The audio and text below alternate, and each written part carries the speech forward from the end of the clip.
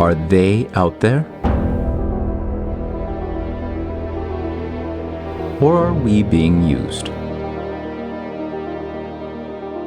Why now? There's footage and records of objects in the skies that we don't know exactly what they are. Disclosure. I was informed in the course of my official duties of a multi-decade UAP crash retrieval and reverse engineering program.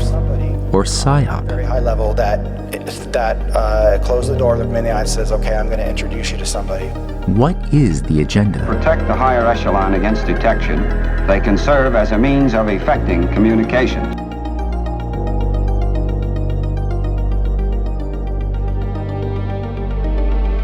A war of the worlds?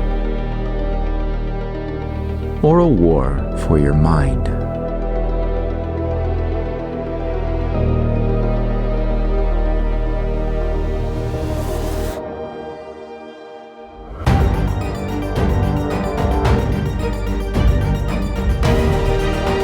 Join the search for the truth.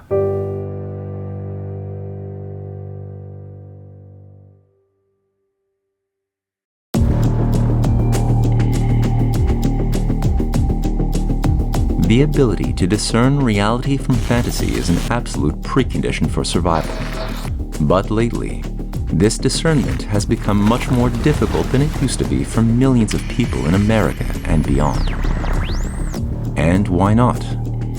Extraterrestrials have transformed from the stuff of science fiction into hard fact, supported by congressional testimonies of Pentagon whistleblowers, leading figures in American intelligence services, and elected officials. From what you know, are they all the same, or we got different kinds of them? George, at least 70 different species, and probably more. Offering new and robust data acquisition methods into UAPs. They keep telling us they don't exist, but they block every opportunity for us to get a hold of the information. Were they, I guess, human or non-human biologics?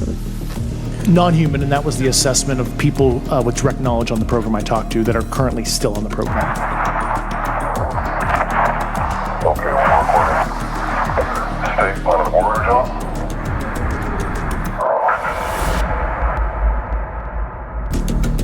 We are told to prepare for government disclosure of alien contact at any moment.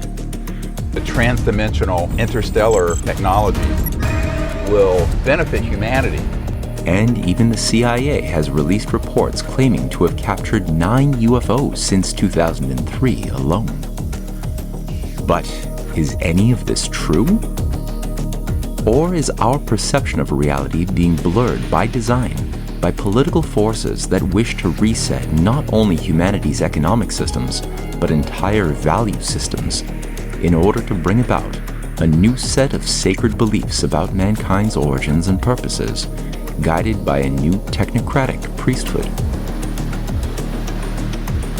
To explore this important question in greater detail, we will go back in time, skipping over decades, across the assassinations of presidents, the creation of a military-industrial complex, wars in Indochina, and even before a war with Nazi Germany, to a man named H.G. Wells and his call for world government.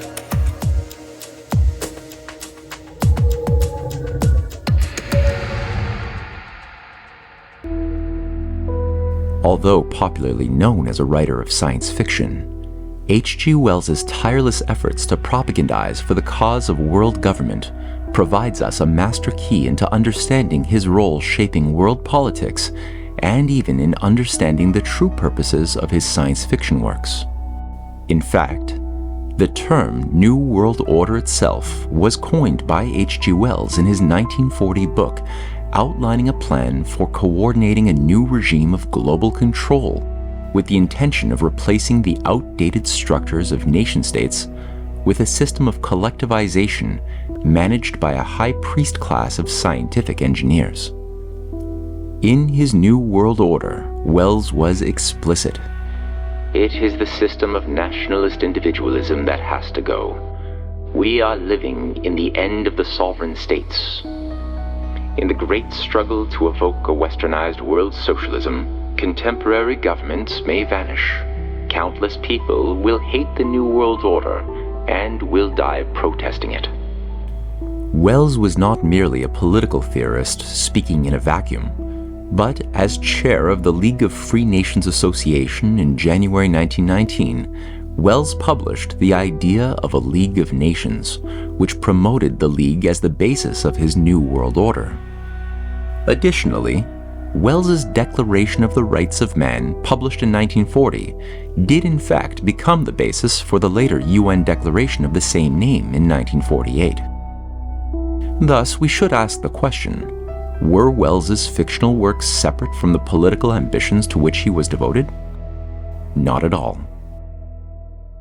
In his fictional work, Shape of Things to Come, published in 1933, H.G. Wells writes of the future, predicting rather optimistically that there will be another world war in just a few years, followed by epidemics and famine.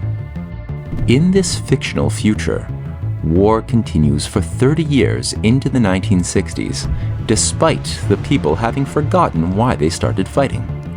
Humanity enters a new dark age.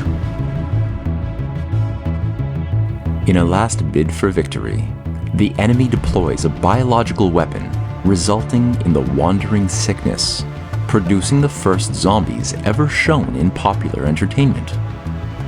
By 1970, Wells describes how the global population has dropped to a little under 1 billion. Although this is depicted as horrific, it is at the same time depicted as a necessity, a great reset to restore the balance, so to speak.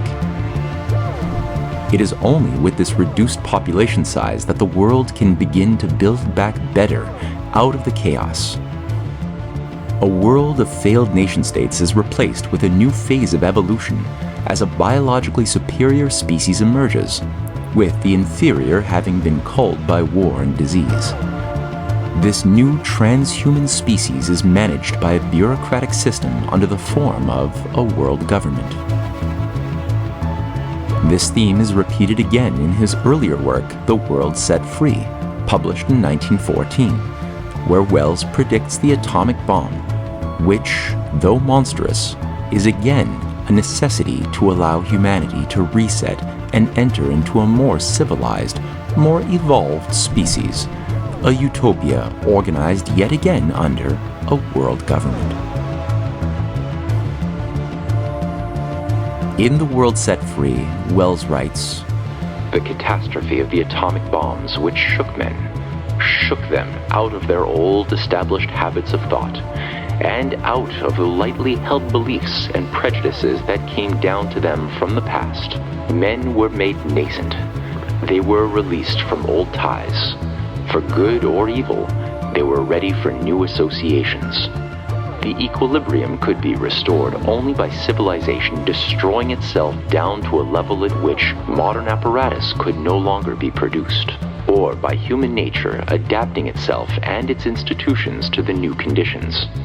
It was for the latter alternative that the assembly existed." This is also how Aldous Huxley starts his Utopia for a Brave New World, which portrayed a future inspired largely by Wells's vision.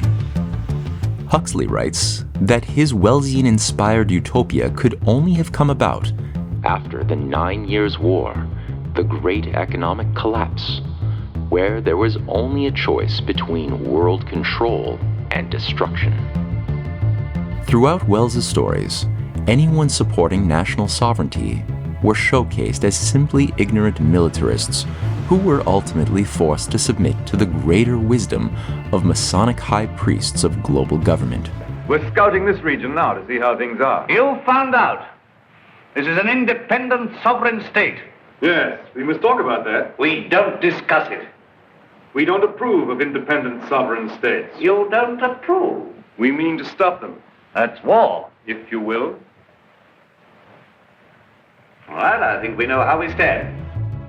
The concept of human nature itself is consistently featured as a mixture of corruption, selfishness, and self-delusion animated by folly and Darwinian forces of survival of the fittest in a race of each against all. In The Time Machine, civilization has long been destroyed as humanity has evolved into two separate species, one being monstrous Morlocks, the heirs to the laboring classes, and the other being simple-minded Aryan Eloi, the offspring of the oligarchical families, who serve as food for those underworld creatures that are the genetic heirs of the 20th century working class.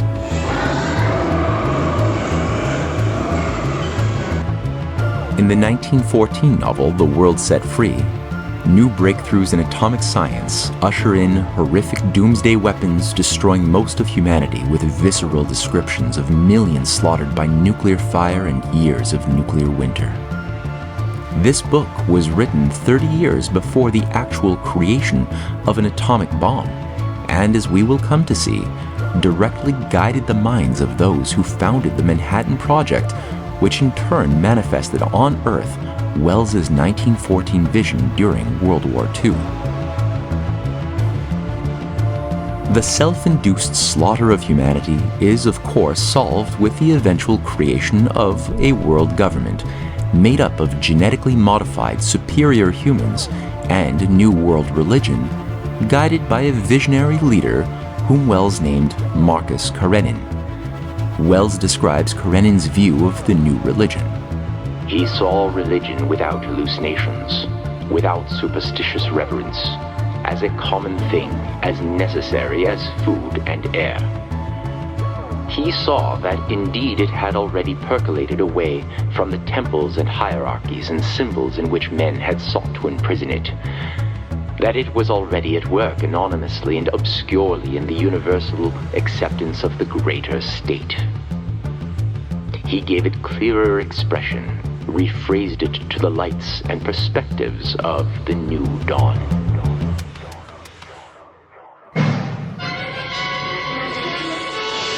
H.G. Wells was not the first imperialist to recognize the value of terror of the unknown as a useful tool in controlling the masses, but he was the first to give this external terror the form of extraterrestrial invaders from outer space. In The War of the Worlds, published in 1898, these invaders from Mars descended upon an unwitting humanity with the intention of mass extermination and enslavement of the survivors, utilizing death rays and poisonous gas. The aliens featured in Wells' stories were akin to gods, beyond the power of mankind to affect in any way, and omnipotent in their capacity for destruction and manipulation of the insignificant lives of the masses. Or, to be more specific, the aliens were portrayed as a way to cull the human population of its most weak, of its most unfit to survive. In the house of the Lord forever.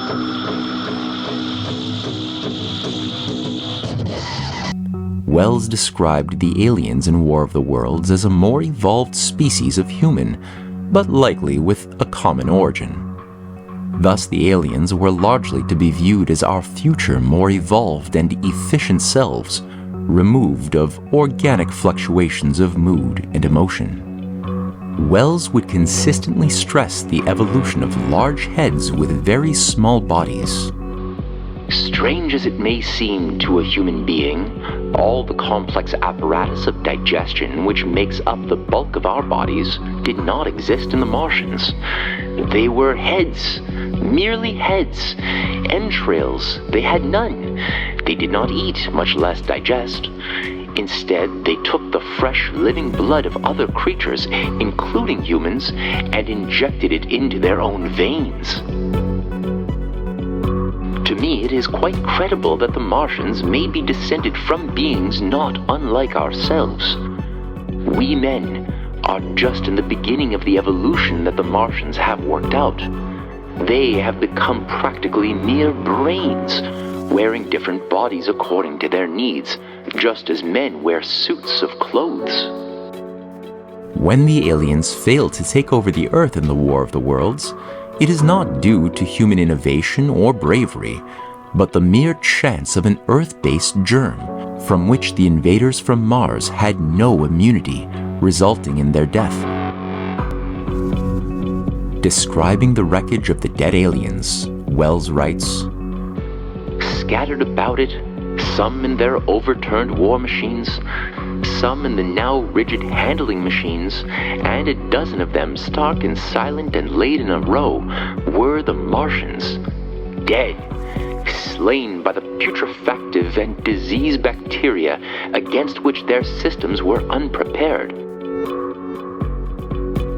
Thus, ironically, it was the backwardness of the humans who had not yet found a way to eliminate all germs and disease as the aliens had that resulted in only a temporary defeat of the invaders.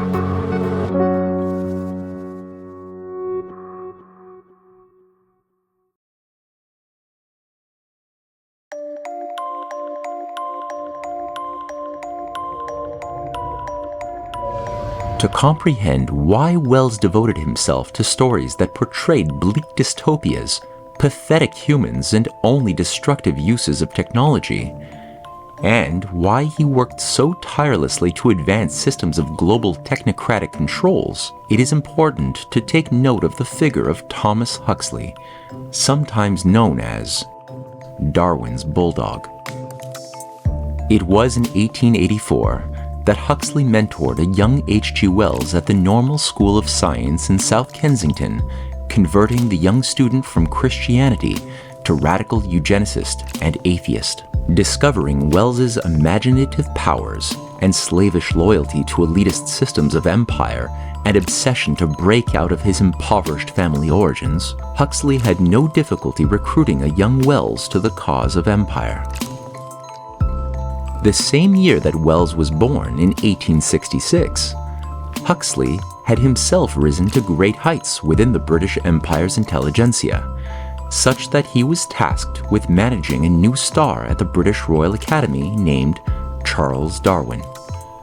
Under Huxley's management, Darwin's theories on natural selection would soon challenge the orthodox view of human nature as a divine species made in the image of a creator. Despite not actually believing in Darwin's theory of natural selection, due to the theory's inability to account for the non-existence of gradualism in fossil records, and the system's inability to acknowledge directionality over long spans of time, presuming simple-celled amoebas transformed into fish, dogs, apes, and man randomly via mutation, Huxley yet fought tirelessly to ensure that this new theory became the dominant model explaining all of the life sciences and human nature more deeply. Why? If the world could be made to accept Darwin's thesis that mankind descended from apes through the sheer law of strong species destroying the weak, then the system of empire, which required the dominance of a few over the nations of the earth, could be justified scientifically. Of course, alternative systems explaining evolution outside of Darwin's narrow model existed. These non-Darwinian models acknowledged the changing fossil records and adaptability of life, but, unlike Darwin's system, acknowledged directionality, harmony, purpose, and design. Although excluded from the public debates organized by Huxley and his X-Club, these models were advanced by such great naturalists as Karl Ernst von Baer, Jean-Baptiste Lamarck, Georges-Henri Cuvier, and James Dwight Dana, to name a few. However, many of the same scientific priests around Huxley were ironically also supportive of a new movement based in spiritualism and the occult. Scientists such as Alfred Russel Wallace, co-founder of Darwin's theory of evolution and president of the British Society for Psychical Research; William James, father of modern psychology and co-founder of the American Society for Psychical Research; Henry Sidgwick, Cambridge mathematician and leading figure within the Society for Psychical Research; Sir William Fletcher Barrett, physicist and assistant to John Tyndall; Frederick William Myers, psychologist; and Sir William Peck, astronomer for the Royal Society and member of the Golden Dawn.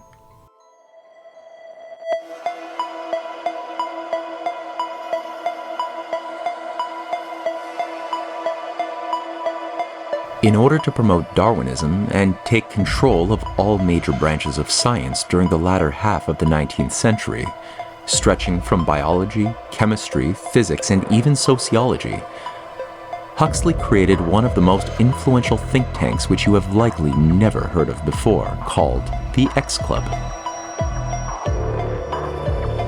Huxley's X Club, created in 1865, was run out of the British Royal Society and featured leading British scientists loyal to the system of oligarchism.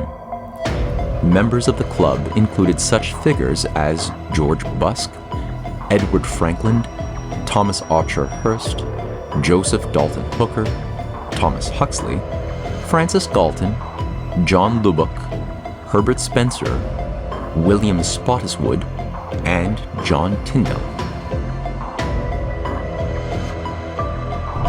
By 1869, a propaganda device was created to advance the new science of the X Club dubbed Nature magazine, and it was in Nature magazine that H.G. Wells published his first works as scientific writings before expanding his skill to the new domain of science fiction.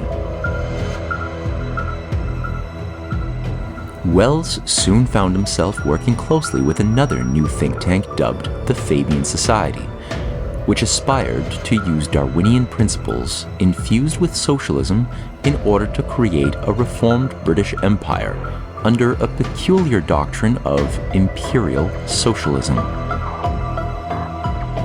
Despite being managed by members who called themselves Christian, or at least spiritual, the Fabian Society's disdain for Christianity can be gleaned from the logo commissioned by George Bernard Shaw in the form of a wolf in sheep's clothing. This symbolism was a direct reference to the Apostle Matthew's warning in the New Testament, which read, "Beware of false prophets, which come to you in sheep's clothing, but inwardly they are ravening wolves."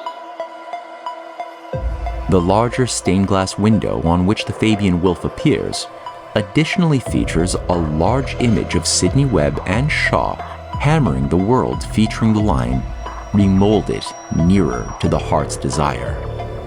Below this imagery are the other 12 leading Fabians praying to socialist texts as new gospels. Fabian grand strategist H.G. Wells was featured among the 12 atheist apostles, alongside leader of the Theosophists and Fabian Annie Besant, who had also devoted her life to a new world religion founded on a world empire, mysticism, and Gnosticism. This window still stands prominently today in the Fabian Society's London School of Economics.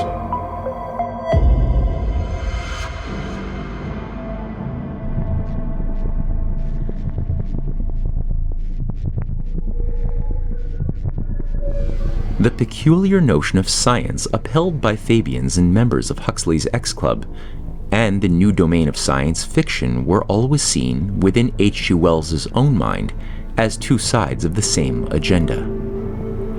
Wells recognized that certain mental barriers were found within the general population, which simply refused to relinquish the Judeo-Christian value system in favor of scientific thinking.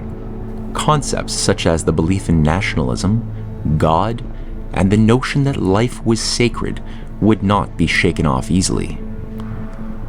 Rather than act on what people believed scientifically, it was recognized that it were far more invaluable to act upon how people felt about reality and the future on levels located far below the conscious, logical domain.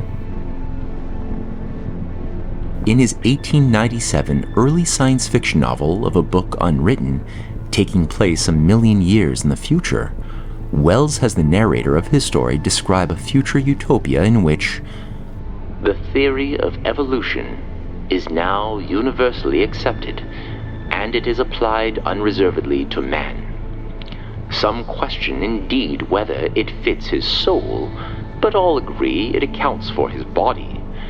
Man, we are assured, is descended from ape-like ancestors, molded by circumstances into men. And these apes again were derived from ancestral forms of lower order, and so up from the primordial protoplasmic jelly. Clearly then, man, unless the order of the universe has come to an end, will undergo further modifications in the future, and at last cease to be man, giving rise to some other type of animated being.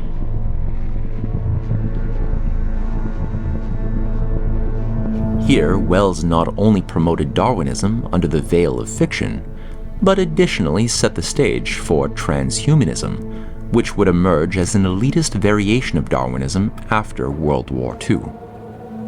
It is common in today's world to associate aliens with small, frail beings with large heads.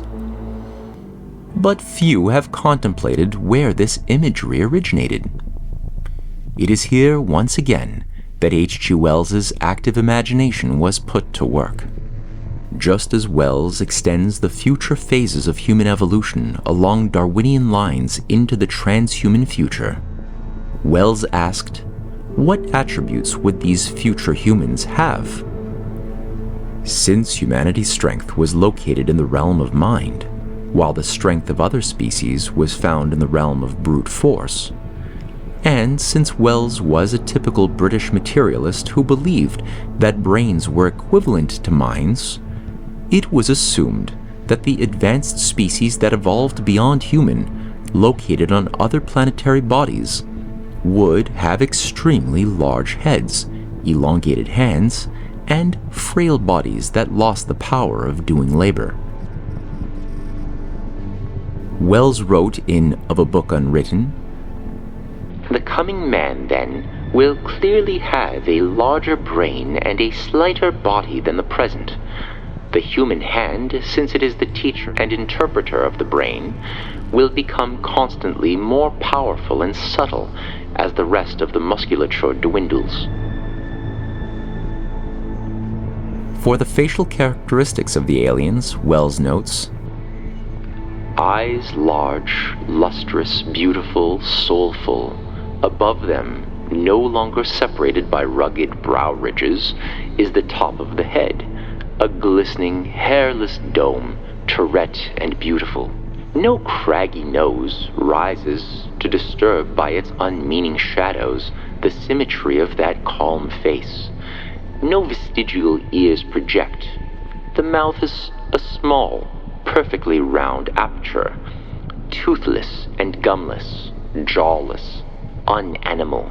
No futile emotions disturbing its roundness as it lies like the harvest moon or the evening star in the wide firmament of face." In Wells's 1901 novel, The First Men in the Moon, two astronauts find themselves encountering an advanced lunar race that has evolved into a bug-like caste system, very similar in organization to that of an ant colony, where workers are biologically modified in order to mentally and physically be used for specialized tasks. The minds of this lunar civilization were what Wells considered the peak of evolution. Nothing but large, bulbous heads, wobbling jellies of knowledge, with atrophied bodies and organs, all towards increased efficiency of mind. The aristocracy of this species is defined by the largeness of heads, with the emperor named the Grand Lunar having the most gargantuan brain and atrophied unused body. The lower caste workers in Wells's fantasy are known as Selenites, who are bred to physically fulfill specialized roles and sedated with drugs when not working. This was Wells's dream for what could form a stable, peaceful organizational system for humans. It was what inspired the work of Aldous Huxley in his Brave New World, and his biological hierarchy or biological caste system created in a lab to produce epsilons, deltas, betas, alphas, and alpha pluses, and the about 13 or so world controllers. The drugs that pacified the Wellsian Selenites took on the name Soma in Huxley's novel 30 years later, and LSD-25 10 years after that.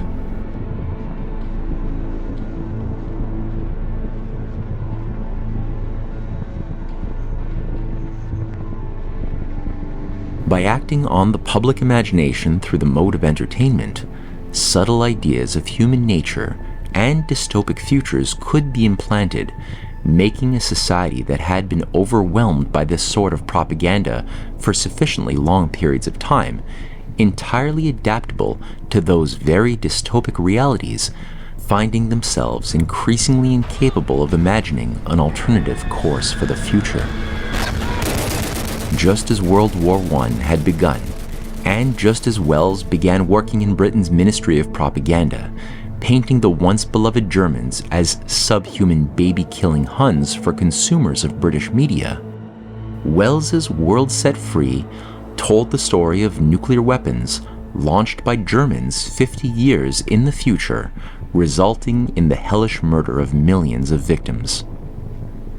In true Wellsian fashion, only a world government imposed by elites is able to end the carnage and bring about a perpetual peace. And what type of ethos would Wells's world government be organized around? In 1924, Wells described his ideal world government, dubbed the New Republic, and the character of its leading citizens. The men of the New Republic will not be squeamish either in facing or inflicting death. They will have ideals that will make killing worthwhile. They'll hold that a certain portion of the population exists only on the sufferance out of pity and patience and on the understanding that they do not propagate. And I do not foresee any reason to suppose that they will hesitate to kill when that sufferance is abused.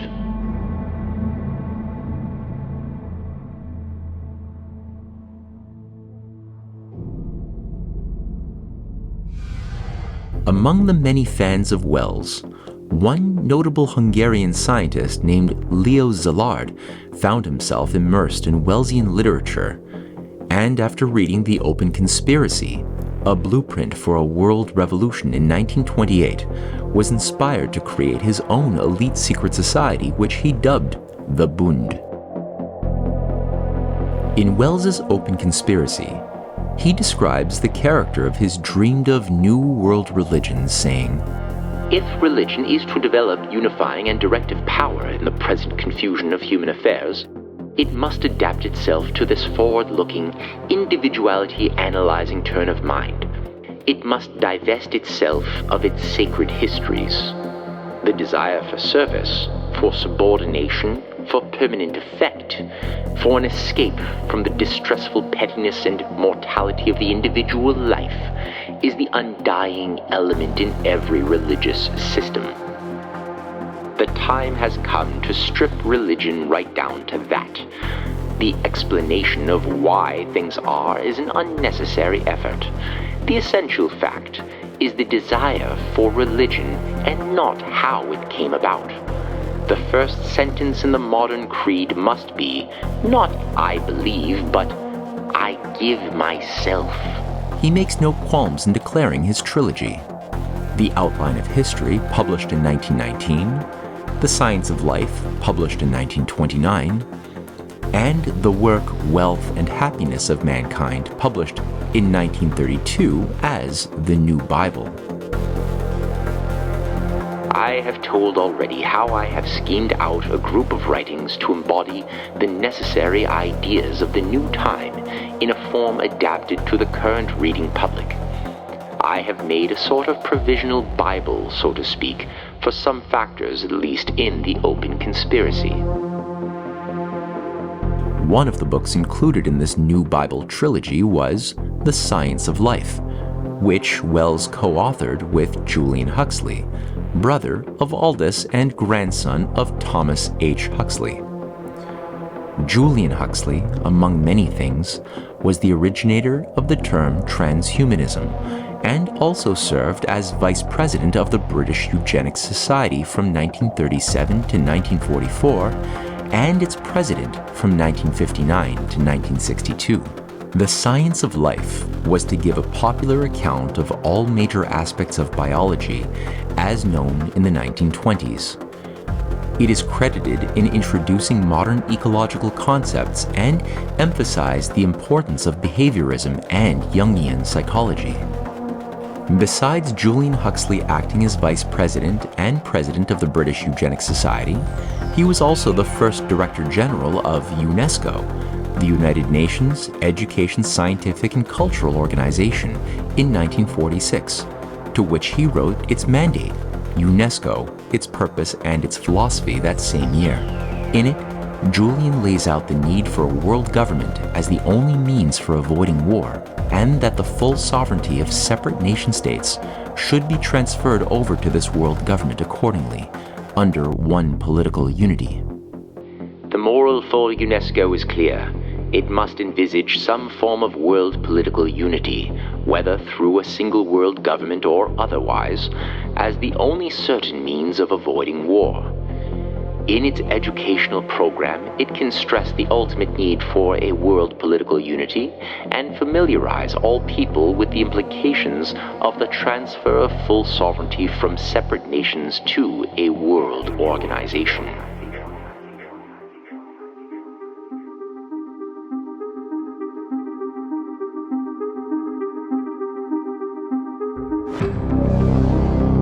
In 1931, Leo Szilard had settled in London to conduct scientific research, where he met extensively with H.G. Wells in person, and was introduced to Wells's novel The World Set Free in 1932, and as the story goes, gave him the idea of nuclear chain reactions that would come to be used in the development of the atomic bomb. While Europe careens toward war, Americans enjoy the bright summer days in isolationist innocence. But at his summer home on Long Island, Albert Einstein was hearing about a frightening development in physics from an old friend, Leo Szilard. In a 1960 interview, he explained how the insight emerged as he thought about Rutherford and an H.G. Wells science fiction story about a nuclear war. In that war, London, Chicago, Paris, and other cities are destroyed. He puts this war into the year 1956. This is the most remarkable prediction that I ever see. And this book had a very great influence on me. While neither Wells nor Szilard supported Nazism, their disdain for democracy led them to idealize forms of government that smelled a lot like fascism, evidenced by Wells's 1932 Oxford speech, where the pacifist stated, "I am asking for liberal fascisti, for enlightened Nazis." In 1934, Leo Szilard met with the Committee for the Scientific Survey of Air Defense, sometimes called the Tizard Committee, named after its chair, Sir Henry Tizard, rector of Imperial College. This committee was convened by the British Air Ministry to consider new technologies that the Royal Air Force might use to defend its territory against attack by bombers. Within weeks, the Tizard Committee granted the patent for nuclear chain reactions to Leo Szilard, who was neither the first person to consider nuclear chain reactions, nor did he ever build any prototype to test his ideas in reality. For whatever reason the Tizard Committee had to give Szilard the ownership of the patents, what is known is that Szilard promptly gave them back to the Admiralty of England to be classified and controlled in Britain's secret science program, rather than becoming public knowledge. Szilard said of his decision, "Knowing what a chain reaction would mean, and I knew it because I had read H.G. Wells, I did not want this patent to become public." In 1938, Leo Szilard was sent to the USA with the assigned task of persuading the most world-renowned scientist Albert Einstein that the Nazis were building a nuclear weapon and that humanity's only hope was for the USA to in turn build a nuclear weapon faster. Einstein bit the bait, and in terror of the possibilities of nuclear Armageddon, agreed to sign a letter written by Leo Szilard and delivered to President Franklin Roosevelt, who in turn authorized the creation of the Manhattan Project. The unacknowledged initiator of the Manhattan Project happened to be the same Sir Henry Tizard who had given Leo Szilard the patent rights to nuclear fission in 1934. By this time, Henry Tizard had become the chairman of the UK's Defence Research Policy Committee, chairman of the Advisory Council on Science Policy to the government, and Foreign Secretary of the British Royal Society, making him the most powerful scientist in the empire. It was during the 1940 Henry Tizard mission to Washington, D.C., that Americans received advanced secret technologies developed by British scientists, such as the magnetotron, a device that proved instrumental in the development of radar technologies. Not only that, but during this trip, Sir Henry Tizard helped teach Americans how a secret science program must function, with a highly compartmentalized network of laboratories carrying out advanced research with no lab or sublab permitted to know what other labs were doing. Vernon Gibson, Chief Scientific Advisor for the United Kingdom's Ministry of Defence, said of the mission, "The application of significant federal resources enabled research, development, and production of military technology such as radar, proximity fuse, and ultimately the atomic bomb. So many of these technologies came with great boost from our friends in the Tizard mission. It completely changed the status of science and technology in America and the role of scientists and engineers in advising the federal government." In this new system of controls, only a small nerve center of initiates would occupy the privileged seat of power, seeing what the whole was doing at any given time. With the integration of British and American intelligence agencies, the military-industrial complex, private sector firms, and academia, the Manhattan Project created a Frankenstein monster that neither Einstein nor Roosevelt had ever dreamed of. With the control and management of complex scientific systems around pre-approved mathematicians, while scientists like Albert Einstein or Kurt Gödel were excluded, Thomas Huxley's X-Club efforts at creating a centralized management of world science began to finally take hold. It is also noteworthy that those leading scientists selected to manage the new centralized cybernetics systems known as the Manhattan Project happened to have an affinity for using the destructive power of the bomb to terrorize the world into accepting a new world order. From Leo Szilard to J. Robert Oppenheimer, those assigned to controlling positions of the compartmentalized machinery of the new project were endowed by a fanatical belief in the redemptive power of atomic bombs and also world government. Oppenheimer, who directed the most important coordinating laboratory at Los Alamos, named the first nuclear bomb the Trinity, based on the concept of the redemptive power of death expressed by Christ's crucifixion. Even though Oppenheimer was happy with the success of the two nuclear bombs that wiped out millions of Japanese lives, even congratulating General Groves after learning of its destruction, he later described the feeling of wielding the power to exterminate humanity by citing the Bhagavad Gita. I remembered the line from the Hindu scripture, the Bhagavad Gita. Vishnu is trying to persuade the prince that he should do his duty, and to impress him takes on his multi-armed form and says, "Now I am become death, the destroyer of worlds." Leo Szilard shared Oppenheimer's enthusiasm for world government as a solution to the problem of nuclear war, but was dismayed that the destructive effects of the bombing of Japan did not result in the awaited embrace of this solution.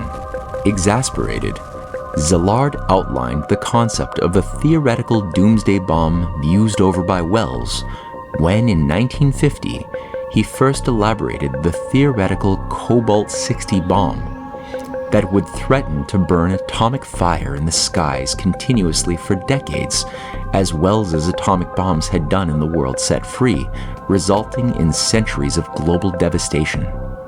Szilard's doomsday weapon would inspire Stanley Kubrick's Dr. Strangelove in later years.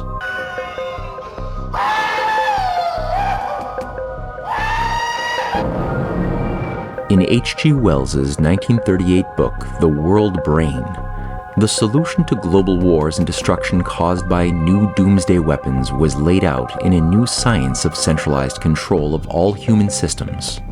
Wells stated, "Thinkers of the forward-looking type whose ideas we are now considering are beginning to realize that the most hopeful line for the development of our racial intelligence lies rather in the direction of creating a new world organ for the collection, indexing, summarizing, and release of knowledge. These innovators, who may be dreamers today, but who hope to become very active organizers tomorrow, project a unified, if not centralized, world organ to pull the mind of the world together." Rather than aspiring to make knowledge more accessible to mankind, Wells's World Brain detailed the need to reduce the English language down to a basic English of 815 words, with a limited array of definitions of terms highly controlled by an elite class of forward-looking types. This was 11 years before George Orwell's work of fiction titled 1984. The World Brain formed the blueprint for a science of control based upon a nerve center of scientific priests that took the name of Cybernetics, developed by Manhattan Project scientists Leo Szilard, Norbert Wiener, and John von Neumann during the course of World War II. This new Rockefeller-funded science emerged out of the war as the new operating system for imperial controls, giving rise to the cult of artificial intelligence, the concept of the Fourth Industrial Revolution, game theory, and of course, transhumanism. Just as H.G. Wells's World Brain was released to bookstores across the transatlantic, a war in Europe was just beginning, and a shadow of fear descended upon American citizens who listened to their radios with trepidation and concern. On October 30th, 1938, millions of these Americans heard something very different than usual when their regular news broadcast was interrupted by an announcement that an invasion had begun on American soil, with foreign vehicles slaughtering millions of soldiers and civilians with death rays. Ladies and gentlemen, this is terrific. This end of the thing is beginning to flake off. The top is beginning to rotate like a screw. The thing must be hollow. Hey, she's a-moving. Look, the darn thing's unscrewing. Keep back there. Keep back, I tell you. Hey, maybe there's men in it trying to escape. It's red hot. They'll burn to a cinder. Keep back there. Keep those idiots back.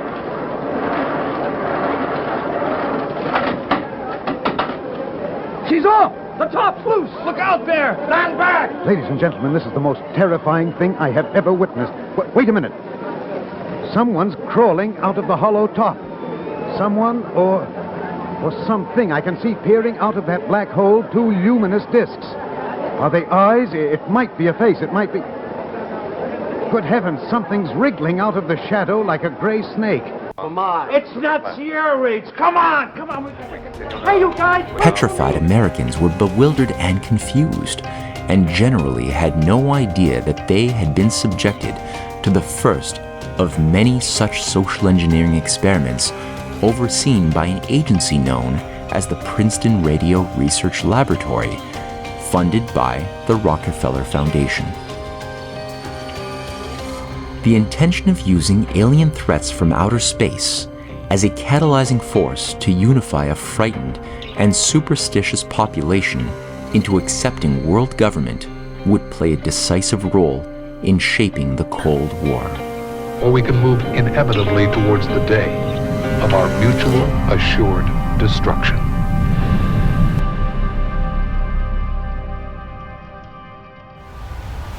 In the next episode, we will be introduced to the emergence of a new UFO religion after World War II, the growth of an international secret science program, and an occult priesthood of transhumanists who sought to advance an alchemical deconstruction and reconstruction of humanity under a revival of ancient mystery religions.